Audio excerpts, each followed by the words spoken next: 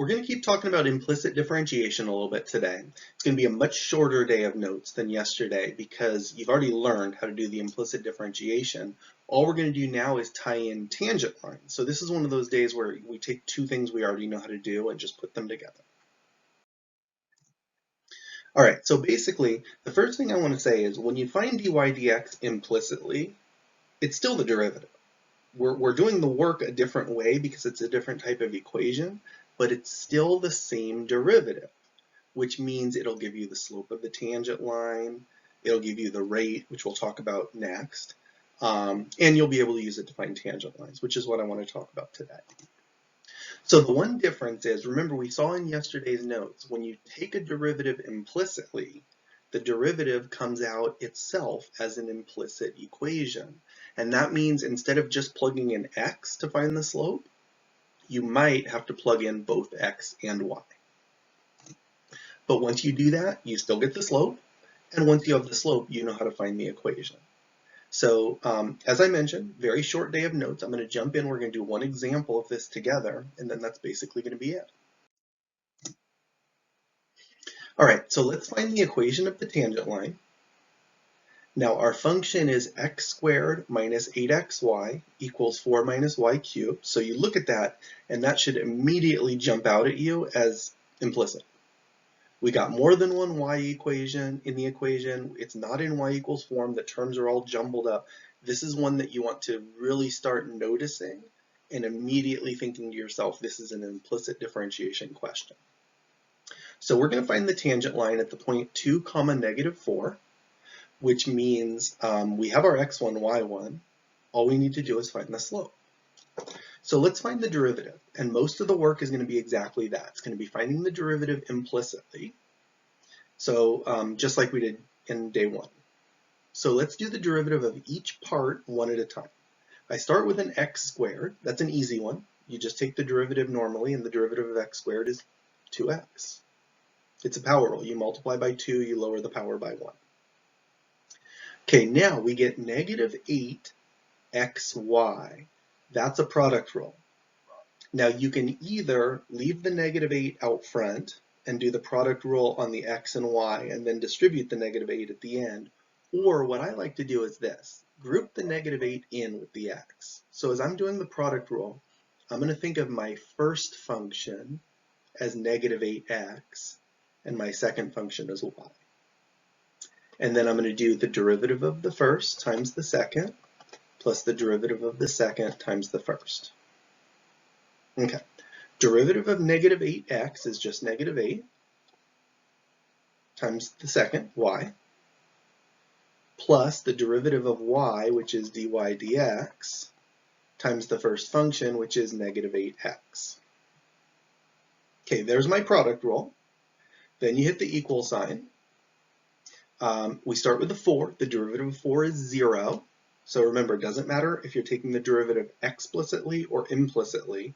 The derivative of any constant is always 0. And then we have a minus y cubed.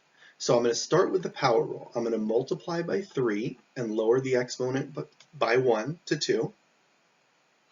And then you go, all right, well, that wasn't an x cubed. That was a y cubed.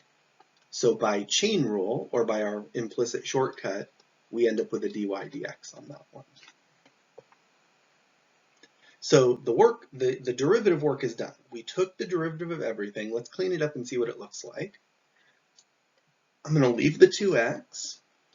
We get minus 8y, and we get minus 8x dy dx equals, the 0 can disappear, so we'll just call it negative 3y squared dy dx. All right, so I have my two dy dx terms again. I have one right here and one right here.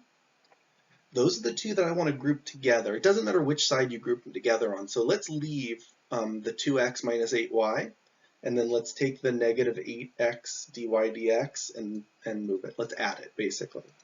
So I'm going to add 8x dy dx to both sides to cancel that one out.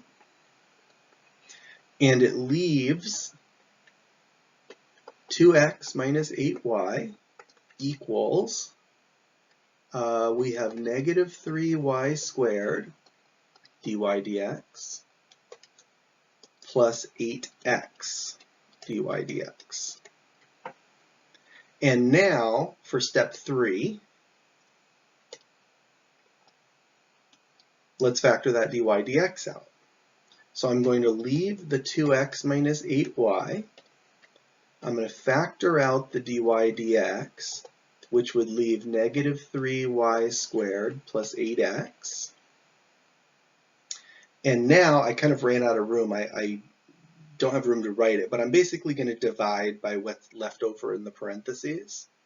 And I will end up with dy dx equals, we'll have the 2x minus 8y over, divide by whatever was in the parentheses, which is negative 3y squared plus 8x. So that's just the derivative work. That's exactly what we did in part 1. We took the derivative implicitly and we found it. Now, I'm gonna open up a new slide here. So let me write that down so I can use it.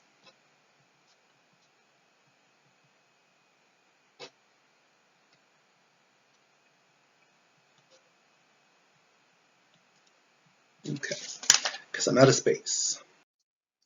All right, so our function was, or our derivative was, dy dx equals, it was 2x minus 8y over negative 3y squared plus 8x, and we're at the point 2 comma negative 4. So let's say we want to find the slope next. The slope comes from plugging both of these numbers in. So each x we want to plug in 2, and each y we want to plug in negative 4.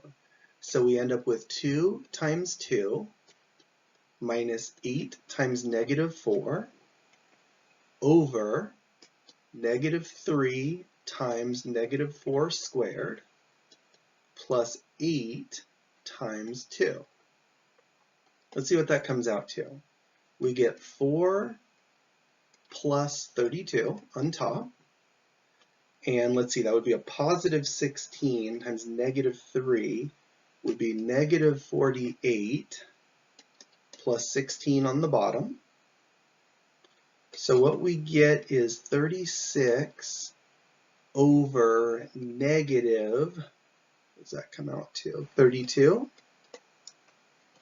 And that can be reduced by 4, and you get negative 9 over 8. So the slope is negative 9 over 8. We had to plug in both x and y to find that. Now, we have everything we need, because remember, this was our x1, y1 already from the beginning. All that work we just did was to find the slope, m. So now all we got to do is plug it in. We're going to use y minus y1 equals m times x minus x1.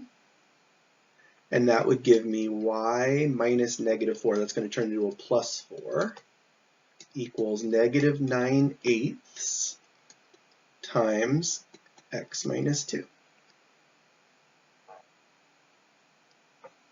And that's going to be our final answer. You don't have to clean that up any more than that.